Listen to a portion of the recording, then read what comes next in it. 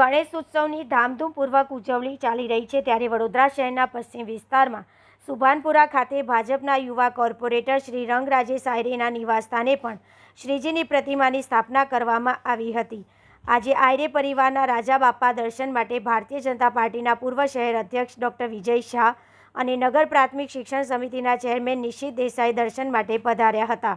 શ્રીજીના દર્શન કરી નેતાઓએ ધન્યતા અનુભવી હતી। આયરે પરિવારને ગણેશ ઉત્સવની શુભકામના આપી હતી।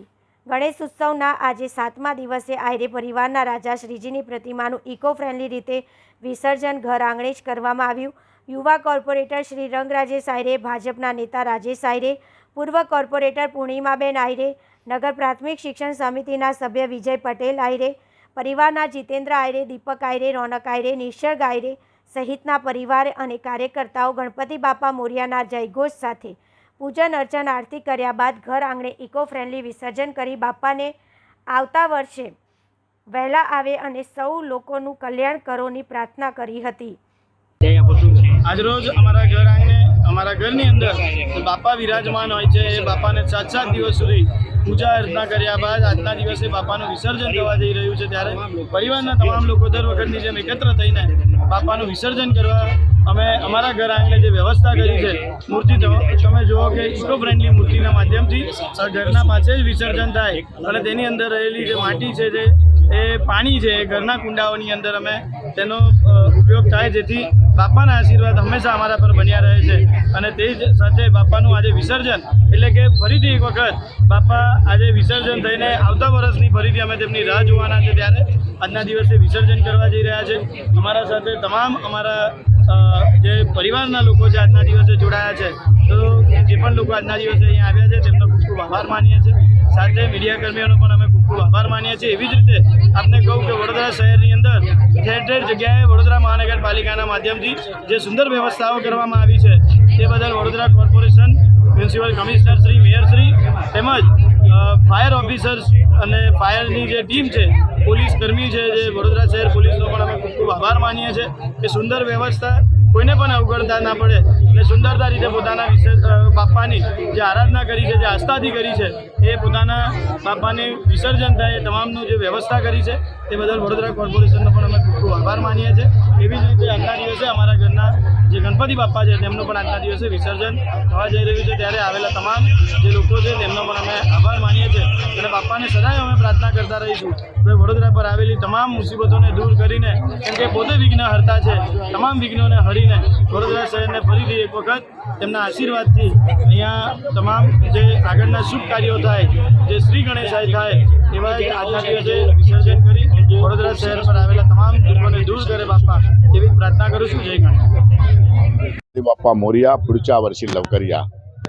ગણપતિ દાદાના ઘરે તો અમે દરેક વાર કોઈ વિનાયક જઈએ, કોટ ગણેશ છેલ્લા 45 વર્ષથી જઈએ, પણ આ જ રીતના જ્યારે પોતાના ઘર પર જ્યારે દાદાના આશીર્વાદ હોય, 7 દિવસ સુધી પાઠ પૂજા સાથે, ધાર્મિક સાથે, સંસ્કાર સાથે, જે આપણા સંગઠન જે લોકમાન્ય ટિળકના જે એક ગોલ હતો કે લોકો સમાજ સાથે જોડાય, સાથે સાથે ઘરે ઘર સુધી પહોંચે।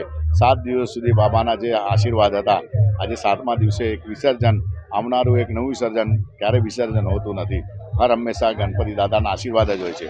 તો ફરી એકવાર આજના દિવસે સમગ્ર વડોદરા શહેરવાસીઓને અને ખાસ કરીને અમારી સાથે જોડાયેલા તમામ મિત્રોને અને વડોદરા શહેરવાસીઓને આજના દિવસે વિઘ્નહર્તા દેવ હર હંમેશા બધાનું વિઘ્ન ટાળે, બધાને સુખ, સમૃદ્ધિ અને સ્વસ્થતા, એમને દરેકનું જીવન સારું રહે અને સ્વાસ્થ્ય સારું રહે, સમૃદ્ધિ આપે, તેવી જ દાદાના ચરણોમાં પ્રાર્થના।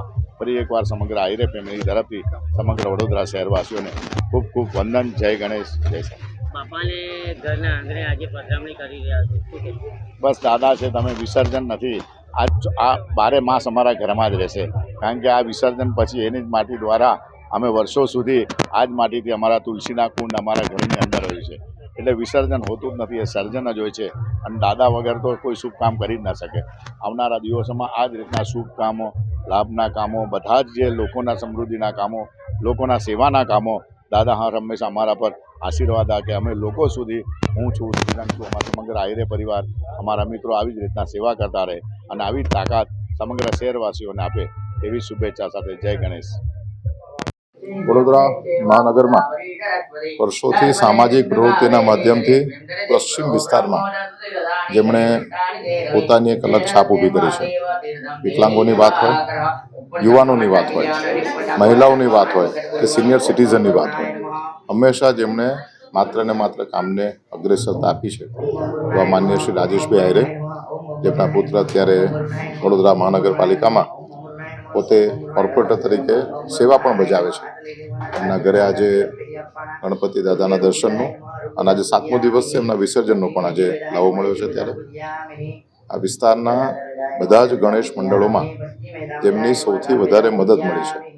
વિસ્તારના બધા જ ગણેશ મંડળોને પછી એમને પેવર બ્લોકની જરૂરિયાત હોય, એમને માટીની જરૂરિયાત હોય, એમને રેતીની જરૂરિયાત હોય, એમને કપચીની જરૂરિયાત હોય, એમને ગણપતિ દાદાની મૂર્તિની જરૂરિયાત હોય કે એમને પંડાલની જરૂરિયાત હોય, આ બધા જ પ્રકારની જરૂરિયાતો પૂરી પાડી અને આ વિસ્તારમાં જે એમને હિન્દુત્વની કાયમ માટેની છાપ ઊભી કરી છે એવા માન્ય શ્રી રાજેશભાઈ આહિરે એમના સમગ્ર કુટુંબને આજના આ ગણપતિના 7મા દિવસે ખૂબ ખૂબ શુભેચ્છાઓ આપું છું.